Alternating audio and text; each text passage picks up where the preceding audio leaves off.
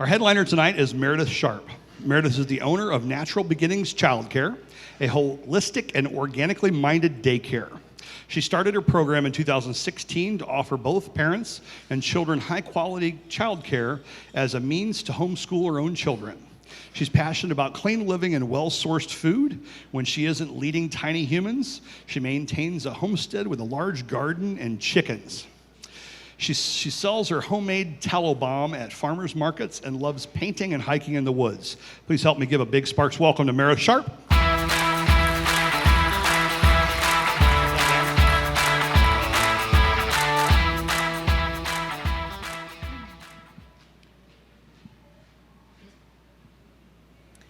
Education isn't the filling of a pail, but the lighting of a fire. I was the 7th grader that had a desk calendar with that daily quote every day. And I came across this quote one day and it stuck with me. What's sad about this memory is the timing aligned so perfectly because 7th grade was the last year that I got any enjoyment from education. I did extremely well up until then. I had lots of friends, it was fun, and it was all those things because I was obedient, I was happy, and it came easy to me.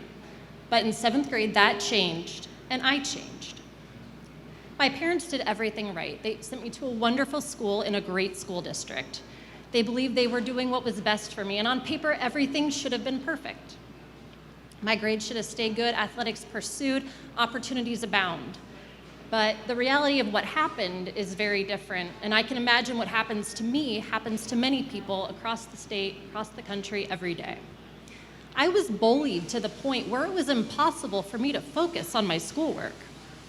And I believe part of what happened is because I had no say, much like the nation's children have no say.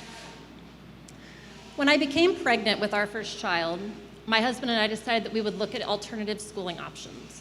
In our research, we learned that school is based on an outdated model back from World War II that's been used for over a century. So not all schools use tracking or ability grouping, but basically here's the gist. There's your above average performers, and they go on to distinguished careers in college. There's your middle management, which is going to be your average performers, and then there's going to be the kids that are lumped off to factory jobs because they're the underachievers. But back then, they still made a living wage, and that was okay. Again, it was World War II, but now the economy is a little bit different.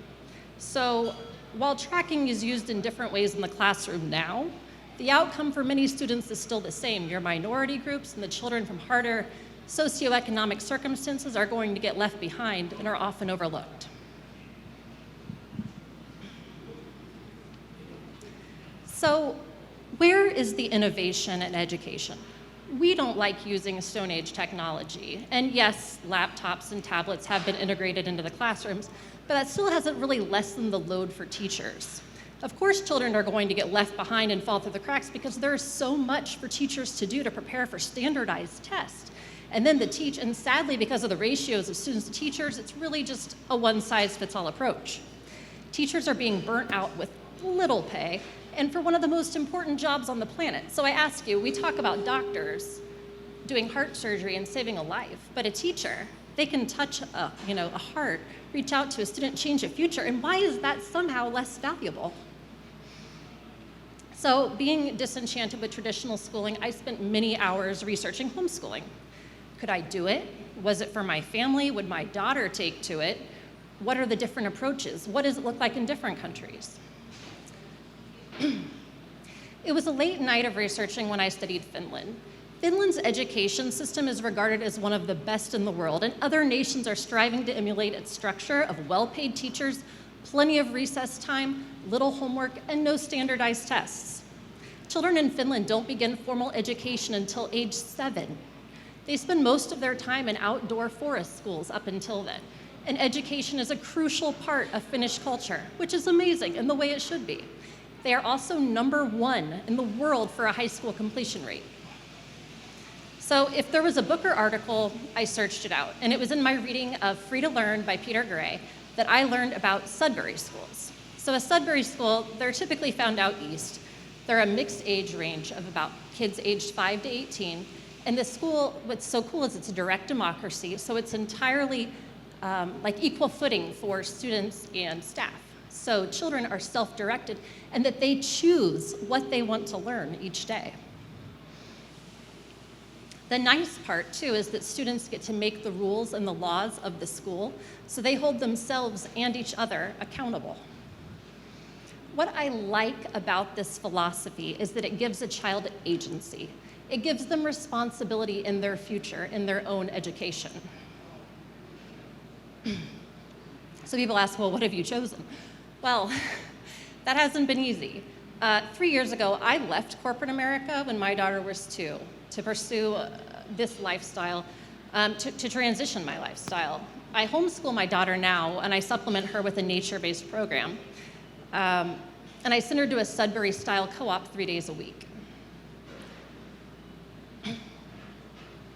It's important for me to acknowledge that I know every family is different. Every situation is different. Every child has different needs.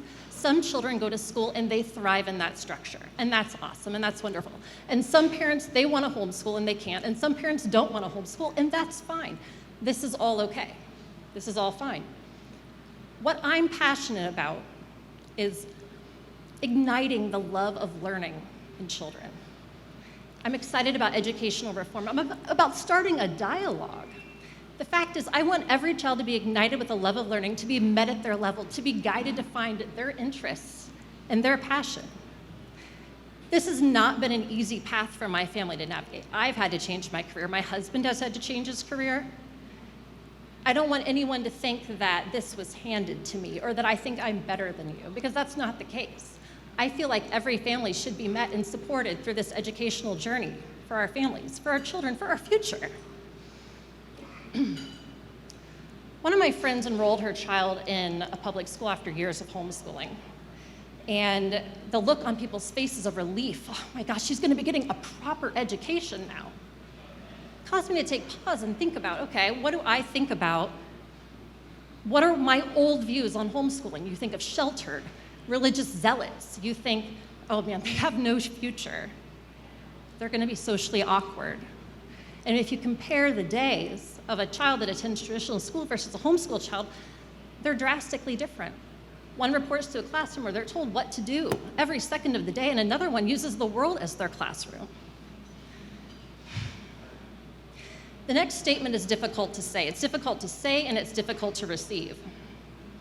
But we are failing our children, and we are failing our educators. So many children fear school. They fear the place that helps to shape them, and they're getting picked on. The classroom sizes are far too large. Teachers are stressed out, underpaid. They're taking the arts and the few joys left, and they're afraid they're going to be shot at. This is the educational system that our country sold us, that we bought into, but that was a long time ago. Children are telling us they're unhappy. They're expressing their dissatisfaction. Teachers are vocal, working a second job, but yet you have to go to school to get your education. It's true. We need to be lighting a fire underneath them that every day is about learning, that you never stop learning, that we are lifelong learners. Learning is fun, but it doesn't need to be measured as much as we do. Do you know what standardized tests don't measure? Creativity, compassion, motivation, generosity, determination. I argue these things are more important than how well you score on a math test. Children are not a test score. They are so much more in learning how to learn, choosing your path and pursuing your passion, trying new things, being innovative. These are all things that we agreed on that are needed for happiness and success. Of course, this is a scary topic. We're talking about going against a model that's been ingrained for over a century. But I argue we are stuck readying our children for a future that does not exist, and that is even more scary. Paradigm shifts are always scary, but they are necessary to move forward and to change the dialogue and to change the future. Thank you for having me out here tonight at Sparks.